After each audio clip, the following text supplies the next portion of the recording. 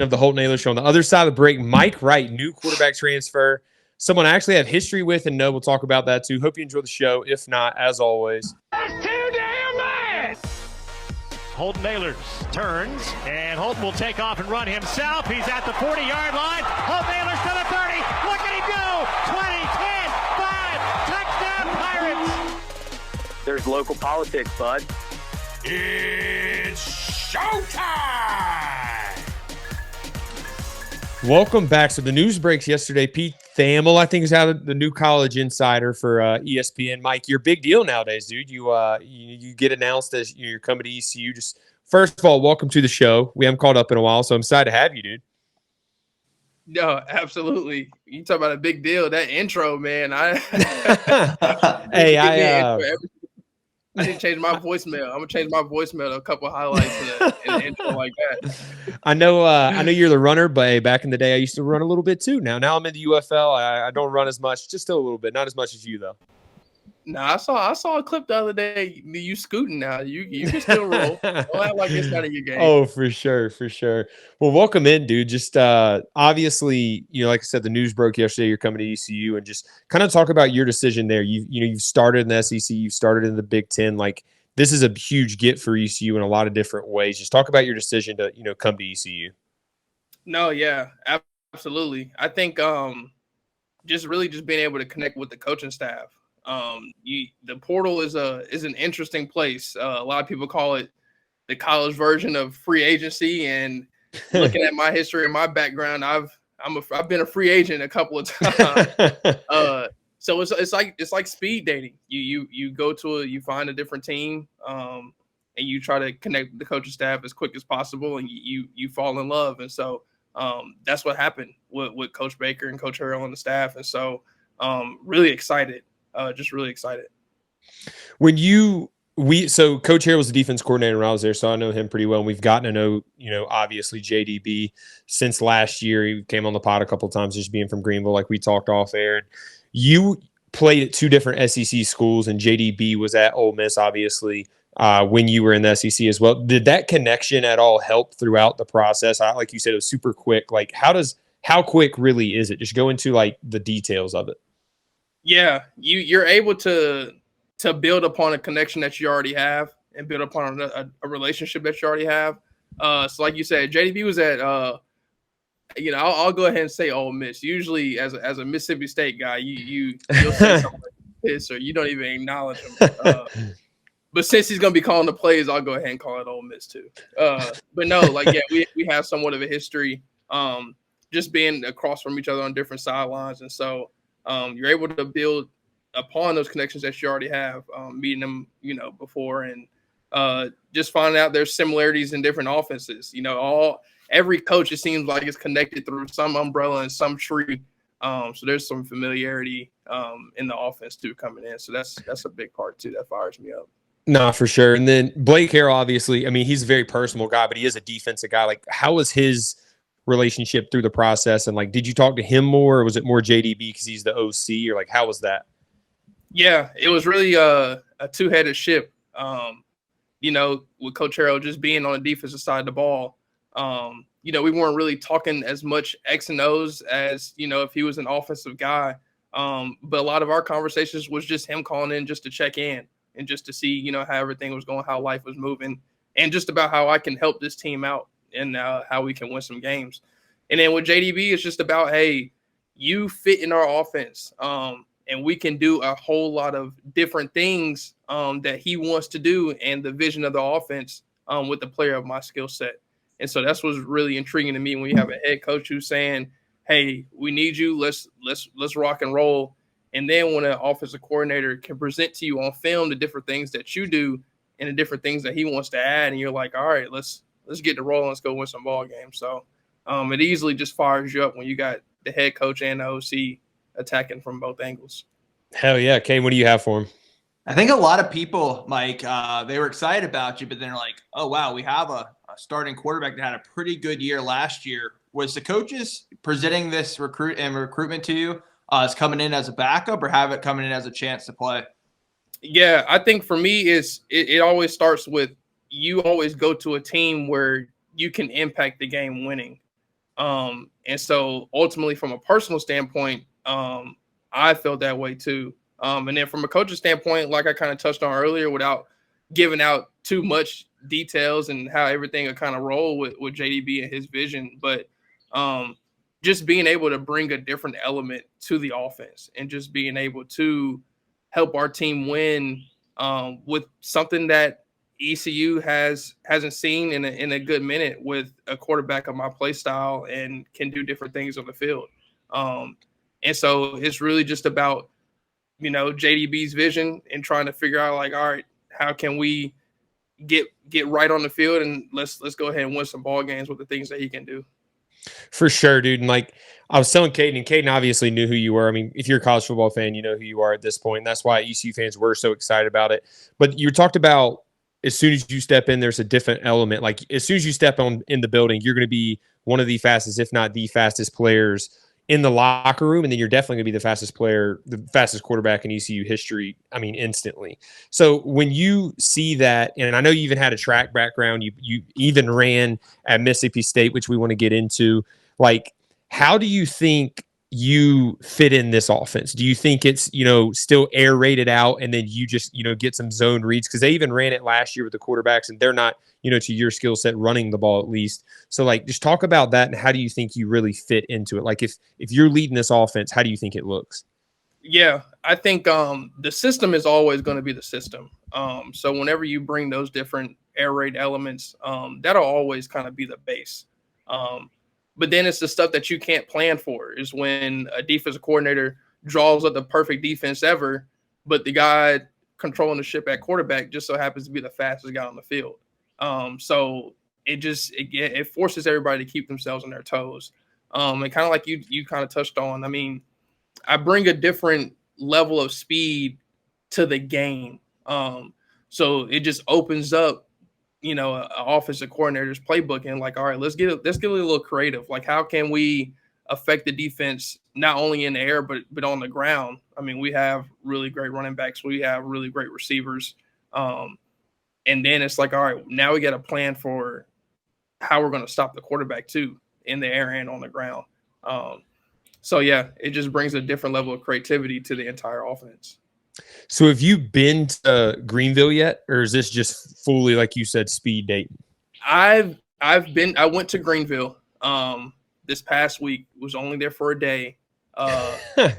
So haven't seen it. Met one guy on the team. So I mean, you want to talk about fresh and all. I love it. But no, yeah. So I haven't really been to say that I've been to Greenville. I've seen it. Because I was talking to some guys. There's rumors that you're a big Halloween guy, and we even we discovered some Halloween stuff around there. I don't know if you've heard about. Oh, here we go, right here. I don't know if you can see the screen or not, but oh yeah, oh yeah. But Greenville's known as a Halloween place. I wanted to let you know that if you're going to fit in right well with Greenville. In fact, we even got some pictures of your teammates. There's me on the left, and then I love it. Greenville's big on Halloween. You're going to fit just in. Tegan Wilk right there in the middle with the afro. He's starting safety for you guys, so you have to meet him and introduce yourself to him. But he's a big Halloween guy too. So I thought we'd throw that in there. Oh, hold on a second. Is that you as an Oompa Loompa? It was me as an Oompa Loompa. Senior year, baby. That's perfect. No, Halloween is it's one of my favorite holidays, and usually so that video right there was we would go to the the children's hospital and dress up. When I was at Mississippi State and dressed up as Randall from Monsters Inc. It was one of my professors. I love it. Like one of my professors, her son, that was his favorite character, and so we dressed up as all the Monsters Inc. characters. I love Halloween. Oh, dude, it's awesome. It's great. You obviously you can tell the energy just through that, and you're going to be a good locker room guy. And me being around you, so we were at the Manning Passing Academy in 22 together, and like you could feel the energy then. Is that something that you just naturally do, or you just like you can tell you have fun no matter where you're at? Is that something you're excited to bring, and where do you think you get that from? Yeah, I absolutely love being a happy and positive person, and I get it from my father. And he was the same way. You want to talk about light up a room whenever he walked in. And I think it was his funny way of naming me a junior because I was going to be just like him. But no, I mean, that's just who I am. And I really love having fun outside of football. I mean, in football, I mean, why not smile? Why not have fun? So that's kind of the mindset I bring in anything and everything that I do. So, dude, I love it. Cade, what do you have? What's the biggest thing you're looking forward to when you come to Greenville outside of maybe like competing for the starting job, competing for playing time? Just curious what else you're looking forward to. Yeah, I think it's just a cooler change of pace. I mean, I've been everywhere, kind of. Like I've lived in the heart of the city in Atlanta growing up. I've been in Nashville. I've been in Starkville, Mississippi, where we call it Stark Vegas, but the Vegas part, is interesting. I've been in Chicago, so I think it's going to be another cool change of pace for me. And so I'm excited. Whenever you're in a football town where a community really cares about football, it's always really, really fun to be in. So I'm excited. It'll be fun. Your one day in Greenville, what did it remind you of the most? Was it Starkville? Yeah, I would say it's definitely similar to Starkville. You can hear birds when you get out the car and not airplanes. So I'll definitely say it's closer to Starkville. Like whenever you're around a true football community, you can tell when you get out the car, when you step off a plane, like, all right, what's really driving Greenville? And that's going to be this football team, and the mood of the entire city, the entire town is depending on how the football team is doing. So, everybody seems to be smiling with the tail end of the season. So we're going to make sure that everybody's still smiling too at the end of this season too as well. So hell yeah. You talked about like just a city of being in a city and it's a football town. Like you've played in as big of environments as college football has to offer. You've played in SEC, you've played in the Big Ten. What are some of the environments that, you've played in that you're like, wow, that definitely was one of the cooler ones? Yeah. Wow. That's a good question. I think, Neyland playing at UT Knoxville, is amazing. It's a really, really cool environment. Both of my parents are UT Knoxville graduates. Oh, wow.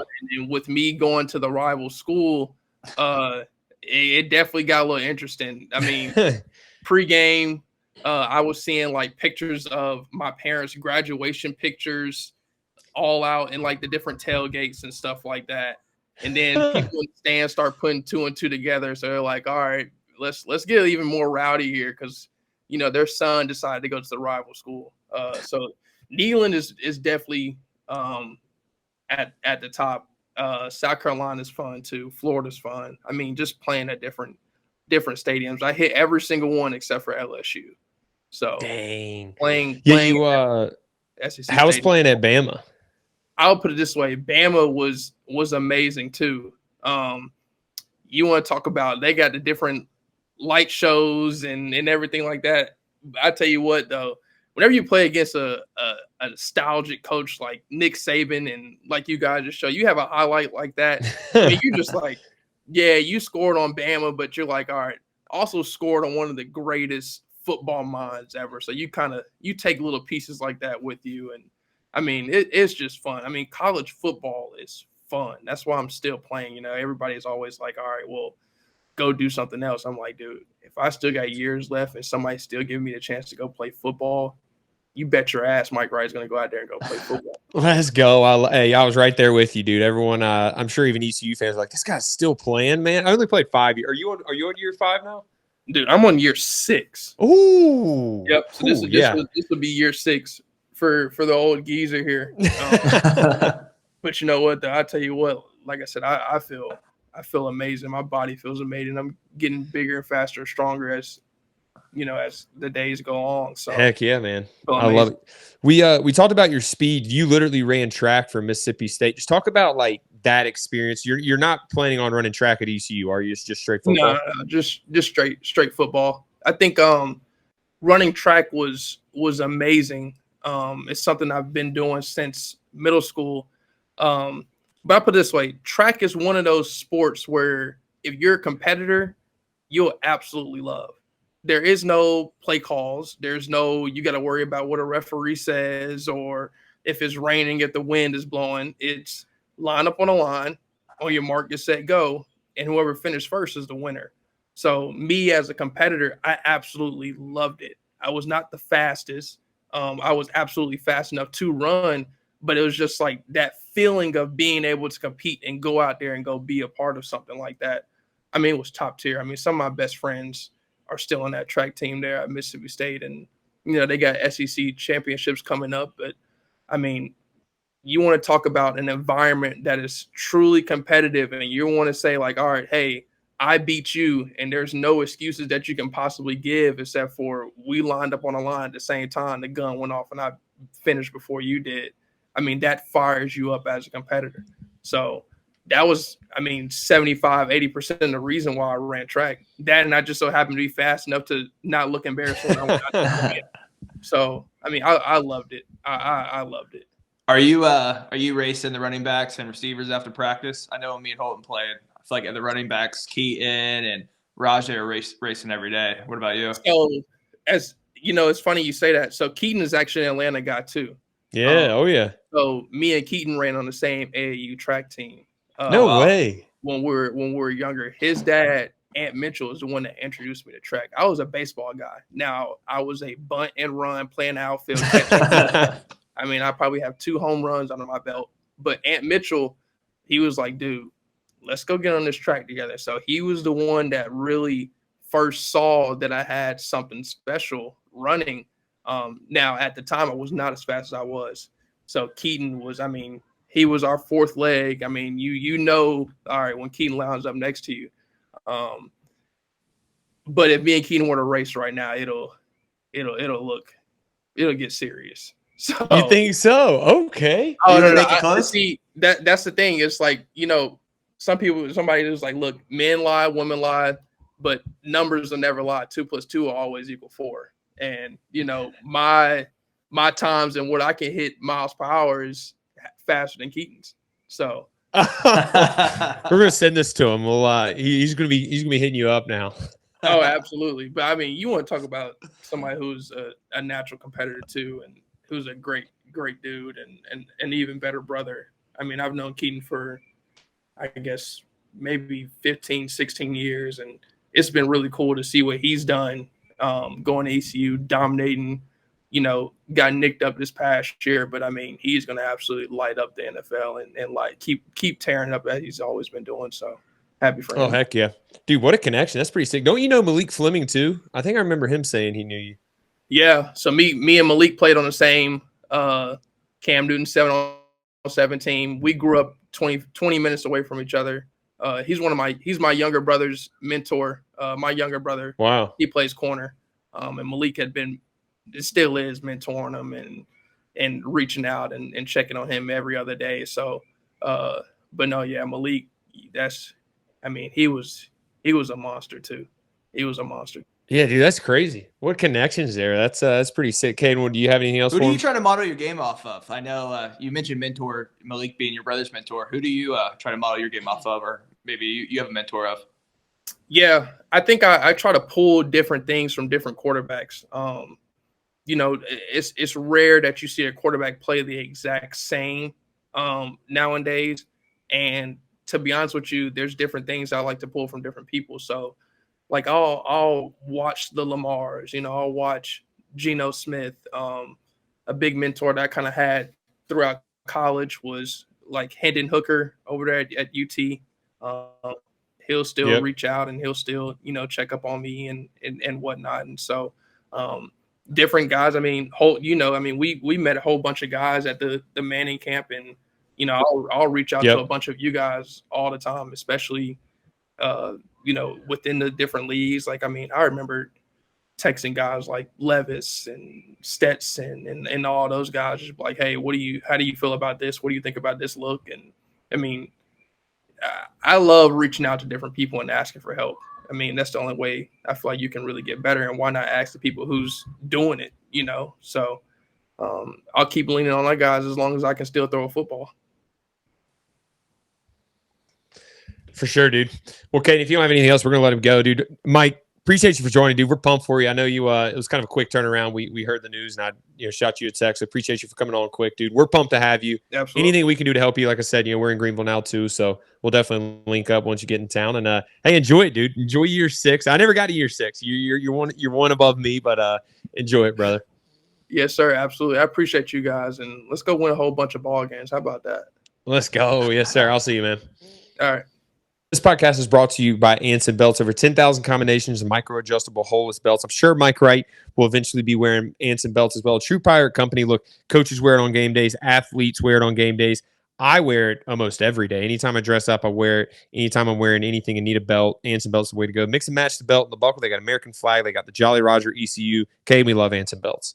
Hey, if you're looking forward to that August 20, whatever last day of the August game it is, against NC State, look up for their ECU ones. Their ECU ones are really fire, and I'll get me a couple this year. Dude, that's exciting. Honestly, like Caton Hauser, pretty much a set in stone starter, but he was banged up a lot last year, and obviously a second string quarterback, and having someone who has started in the SEC, started in the Big Ten, and also let's not say second string quarterback. Like he's going to play this year, even when Caton's starting, he'll get in the game and he'll have his chances. So that's a really exciting get by Blake Harrell and obviously JDB. No, when I read that, when you texted me last night and said, "Hey, like new quarterbacks come on the podcast," I didn't even know who it was. I was spending Mother's Day with my mom, and I was like, "Who is this?" I get home and look at my phone, and I see Mike Wright. Mike Wright was an exciting runner. I loved watching him at Mississippi State when Blake Shapen was a starter. He got a lot of playing time. Blake Shapen was a great quarterback. Northwestern, they had 3 veteran quarterbacks with Helinski. And there's one more I'm missing, and Mike Wright last year. So he's in a very, convoluted quarterback room. And like you mentioned with Caton Hauser this year being banged up, like we have 2 great quarterbacks, like really good quarterbacks, probably the best like 1-2 situation, 1-1A, 1B situation. In a long time. And I don't even know the last time. Maybe when the Benkirk days back to that then. But it's great to see. And honestly, like that's one of those quarterback transfers you get. If I'm the starter, I'm like, oh, I got to bring my lunch every day because this guy's coming to compete. And what a great guy as well. Fun interview. No, dude, he's great. He brings a lot of energy. Like I was with him at Maine Passing Academy, and we've kind of stayed in touch since. It's cool to see that. When he committed, I'm like, dude, he still has eligibility left, but I was pumped because like he's a good dude. I know he's going to be great for the locker room. He's going to love Greenville. Greenville will love him, and he's going to get in. He's going to play, which is really exciting too. It adds another threat to it. And look, Caton Hauser can run too. Having 2 good quarterbacks is not a problem. Like there's a lot worse problems in the world than having that. So I'm really excited about that. Excited he joined, and I don't know, man. I'm feeling good about it. I feel good about the transfers we get. That one I know personally. I'm pumped for it. I think one of the best transfer gets we've got in a long time. So really pumped for that as well. It protects the team in so many different ways. Like putting all your eggs in one basket is what a lot of college football teams do. And honestly, it's perfectly fine putting your eggs in the starting quarterback's basket. Having a guy that, like I said, is probably going to see the field one way or the other either way. Like we'll have packages for him, but if Caton goes down, like, now this kid started, like he just mentioned, against Tennessee. At Tennessee, he started in the Big Ten. Like he has started at 2 SEC schools in the Big Ten. Those are the 2 biggest conferences. He's played in big games. He'll be ready to go when his number's called, whenever his number is called. And you missed out the touchdown against Alabama. That one was huge. But like I said, yeah. I think Blake Harrell really saw where Mike Houston failed at. And when we think where Mike Houston failed at, it was that quarterback situation after you left. He had 2 guys with no experience, and Blake Harrell this spring, Raheem Jeter might be a good quarterback, but he might have saw, hey, he doesn't have experience here. I really want to have, that insurance in the back, and having 2 guys with experience, you can never go wrong with that. Super exciting. Well, I think one thing you just mentioned about Raheem Jeter is it protects the quarterback room in so many ways too. Because if you're Jeter, you're almost glad that this happened. Because now you get to learn from a guy who is literally, like I said, started at 2 SEC schools and 1 Big Ten school and played a lot of football, kind of similar playing style, more than Hauser, obviously, with Jeter. And like he gets to learn from him. Mike's only going to be there 1 year. He's not going to be there extra year. So this doesn't really negatively affect Raheem Jeter if you look at it in the right way. I hope he looks at it the right way, because now he gets to learn under 2 guys and still be the next man up, after Caton Hauser's gone. So I think it's an exciting get. It doesn't mess up the quarterback room at all. I think it should be a really exciting time. No doubt, man. I'm excited for it. And one thing, even if Mike, gets a couple packages here or there, or me becomes a starter, I know one thing he's going to bring is that juice for the whole locker room the entire time. Yes, sir. Oh, I know 100% he's going to bring the juice. And then Caden Hauser, too, like it shouldn't mess him up. First of all, he probably knew they were going to get transferred once Garcia left. You needed, experienced backup. And hopefully JDB and, Coach Harrell had a conversation with him. Hey, we're going to bring in a guy.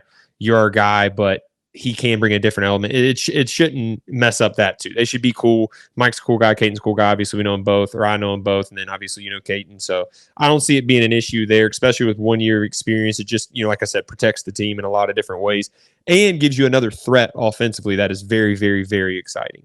No doubt. And I think Coach Harrell was pretty excited about it too. Our good buddy Jack saw him at the hockey game the other night. He did. He did. Yeah. I actually I texted Coach Harrell when I saw the news and he was pretty pumped about it too. But yeah, Jack, shout out Jack too. Yeah, we miss you, Jack. But dude, well, Jack, we're excited. Wait, go ahead. Jack got a personal tweet from Coach Harrell seeing him at the hockey game. He did. Jack's big time now. Yeah, Jack's big time now. I guess when you leave and then you come back and get seen, you're a big deal around here, I guess. But hey, we're gonna keep hyping it up. Starting mid-July, we're going to preview every single team 1 week at a time that ECU plays. We're going to break down the film, kind of like last year we broke down our own film, except this year ECU can't tell us to take it down because it's not going to be ECU. It's going to be other teams. So we're going to be breaking down that film starting mid-July. Make sure you tune into that. Continue to watch the show. Starting in July also, we're going to do 4 episodes a week going into football season. Let's get this thing rolling, Caden. Appreciate you joining, brother. Appreciate Mike for joining. We're excited. Big thing happening for football. We'll see you next week.